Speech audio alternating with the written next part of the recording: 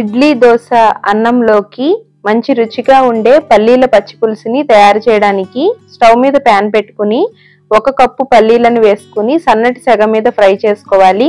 ఇప్పుడు వీటిని మిక్సీ జార్లోకి వేసుకుని సాల్ట్, కొద్దిగా జీలకర్ర, కొద్దిగా కారం వేసుకుని మెత్తగా మిక్సీ చేసుకున్న తర్వాత తగినంత వాటర్ని వేసుకుని మరొకసారి మెత్తగా మిక్సీ చేసుకుని ఒక బౌల్లోకి తీసుకుని కొద్దిగా చింతపండు రసం, 1 స్పూన్ బెల్లం పొడిని వేసుకుని కట్ చేసి పెట్టుకున్న కొత్తిమీర తరుగు వేసుకుని కలుపుకోవాలి. బెల్లం అనేది ఆప్షనల్ అండి, మీకు కావాలనుకుంటే వేసుకోవచ్చు.